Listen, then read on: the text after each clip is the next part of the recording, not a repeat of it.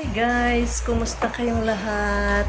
For today's video ay naisipan kong gumawa ng dynamite lumpia kasi meron akong nabili na sili na ganito kalalaki oh. Tinanggalan na to ng tinanggalan na ng buto. Ganito kalaki, so naka-design talaga siya para sa dynamite. Tapos meron pa akong mga leftover na magkaiba ng brand yan na cheese, kaya lalagyan natin yan. And merong kami, since may may tawag nito, may giniling, kaya perfect siya.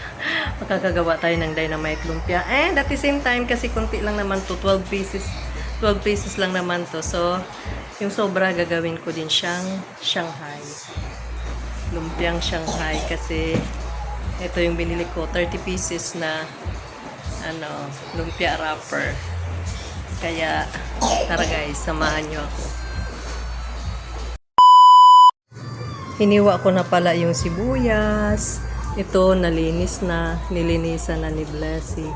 At yung bawang, celery at giniling malinis na. At ginadgad ko na din yung carrots. At syempre, meron tayong lalagyan din natin yan mamaya ng asin at ng pamienta at kunting pampasarap. Kaya, samahan niyo ako guys. Mikos-mikos na natin to. Yan, lagay na natin. Yan talaga ang katotohanan pag nagbi-video ka. Yan yung mga beside. Ano tawag niyan? Behind the scene. Yan ang totoo ng behind the scene. Diba? Papakita ko na sa inyo kasi alam ko ganyan naman ang katotohanan. Yung pinapakita lang talaga yung malinis. Pero ang totoo, makalat talaga yan pag nagluluto tayo kasi yung mga balat ng nandyan. Ayan o. Balat ng bawang at ng sibuyas. Nandyan yan. So, lagyan natin siya ng asin. Nasaan na yung ating asin ito? Ito ang ating asin. Yan. Malapit nang maubos. So, lagyan natin ng asin. Tama na, baka umalat. Sa na lang tayo babawi. Oopsie, sorry. Bawi na lang tayo sa sauce. At lagyan natin ng paminta. Isang ganito.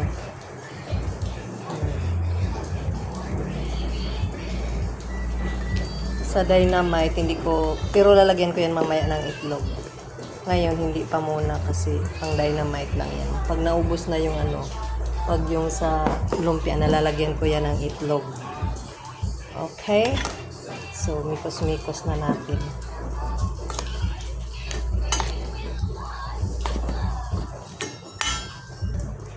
Ilagay na din pala natin itong carrots. Ay, sarap ng kulay. Ubusin ko na yan. Mikos-mikos na natin to.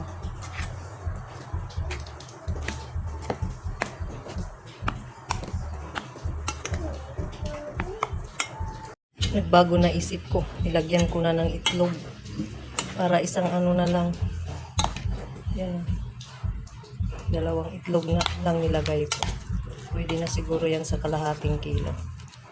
Mikos-mikos pa natin. Mikos-mikos. Meron akong kasama start na tayo. Hirap nung mag-prepare ng mag-isa.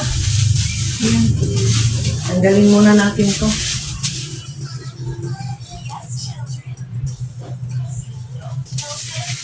Yung wrapper. Kung lang muna yung kailangan ko lang muna kasi may electric fan hindi muna natin. Manigas. Di ba pag nahanginan siya, nagbigas? Balikan natin. So, parang 5 lang ang isang tanda nilo. Magkaiba din sila magbenta. Usually, 10 ang naman ito eh. Di ba? Yan. One down. 12 pieces lang naman yung aking Ito, 12 pieces lang. Tapos ito, namikos-mikos ko na. Itimpla na yan. Balutin na lang natin. Kaya, kailangan natin pagtiwalayin to. Pag Hiwalayin ang puti sa color. Ay, 5 nga naman. Isang tanda nila. Kaya pala. Basta siguraduhin lang talaga ni Kuya na anuan nito. Aning na tanda kasi taglilim. Sama kasi pagkaroon ng blessing. Ay, 4 lang! Ay, naku si Kuya naman. Oo, baka ito 2. Pero hindi. Ay, ang daya nila. Oh. 1, 2, 3. 4 lang talaga. Hmm? Kasi, mahal na rin ngayon ang isang tanda ng wrapper. Dati, 10 piso lang. Ngayon, 15 na. Hindi na siya 10, 15 na.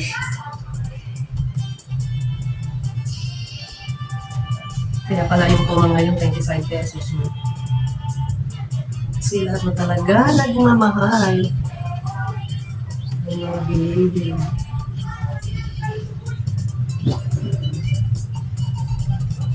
O, ikaw na magtanggal nito singat na maglagay. Tumaris, I told you, please give me tissue. No. Lumalis go. Lagyan na natin ng laman. Give me yan. Lagyan na Please. sa miya. Give me yan sa tissue. Yan na, lagyan na natin Go siya. up na. Go up. Parang mas mabilis pag kamayin. Kamayin na natin. Linis naman yung kamay ko eh. Yan na, oh. Lagyan na natin ang palaman. Tapos yung cheese. Sakit na ang laki ng cheese, no?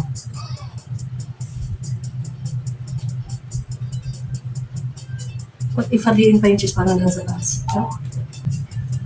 Kapal naman to. Yan na lang ngayon ako. Dinalik ko na doon sa yung isa. Parang yung dulo. Mahirap na ulan.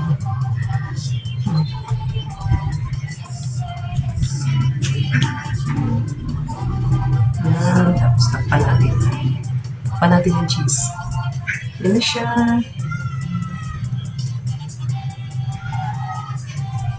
One down. Oh, ang laki no.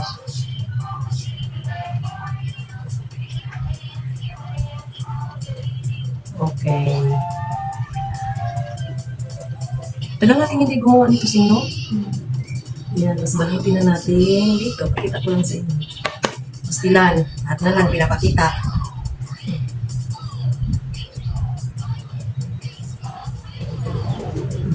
Ay, ang kapal ng aking ang kapal oh.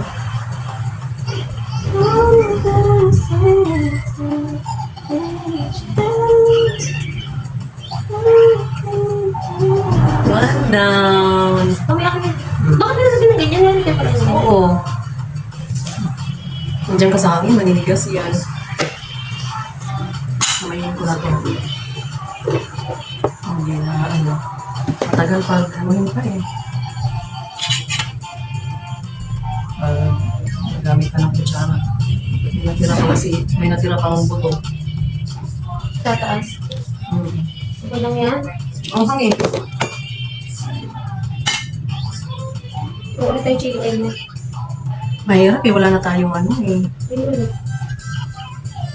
Wala na tayong... Bili ulit. Gusto ko yung... Tawag mo? Sinabi ko kanina. Electric. I think kailangan natin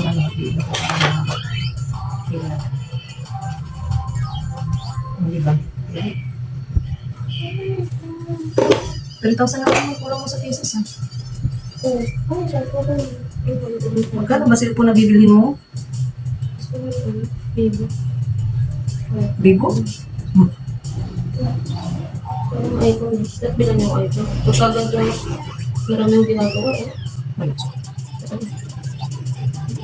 Kasi di sabi ko wala. Kasi nilawin ko. Magkakaiba ka din. May tawag kayo. Kahit ako din. Siyempre, hindi pa agad yun. Pag nagtrabaho ka nga hindi naman lahat ng bagay makukuha natin ngayon eh. Kailangan natin maghintay. Kumakalot mo. Lahat ng bagay na kuha ng mabilisan. Kasi kahit yung pagkain, pinaghihirapan, bago tayo makakain, 1 oras na tayo dito. Handa. Nagpunta ako ng 1:30. Ito. So, ano lang yung matapos natin? Sila muna. Huwag mo lang balik mo sa plastic. Saka na natin tapos. Magluto na tayo para makakain tayo at babalik pa ako ng doktor.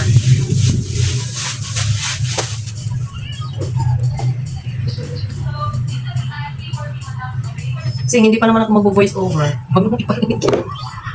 Yan na yung ano ko. Yan. Sarap na tingnan mo. Siyempre, patungan pa natin. Para mas masarap.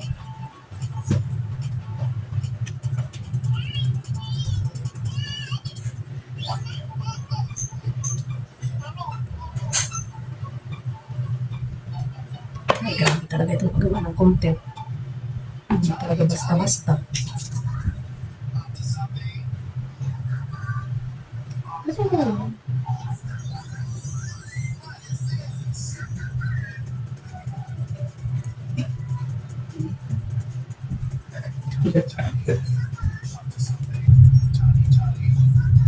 Yo, your nose, you have blood on it. If you keep poking it. Can I see? No more blood. Don't poke it. Oh. Ha? Ano? Ha? Kasi yung ino-offer niya sa akin na 2.5, ano na yung bread? Brazilian. Brazilian treatment na siya. Tayo ka ba kami? What do you want? Talk. If you don't talk, I can't understand. Which where? Ayan na, magluluto na tayo. Mainit na ang mantika.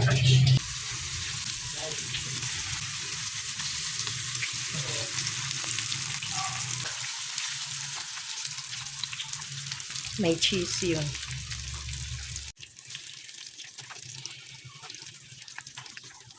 Alimutan ko siyang kainaan. Sumutuloy ulit.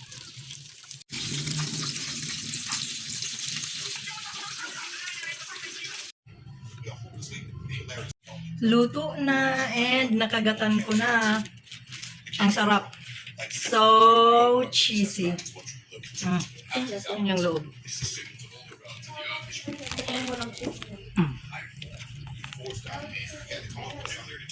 Mahina lang ang apoy ng pagluto ko kasi para mas maluto yung karne ng baboy. Ang ganyan. Kaya luto yung ano. Sarap. Kahit walang sausawan.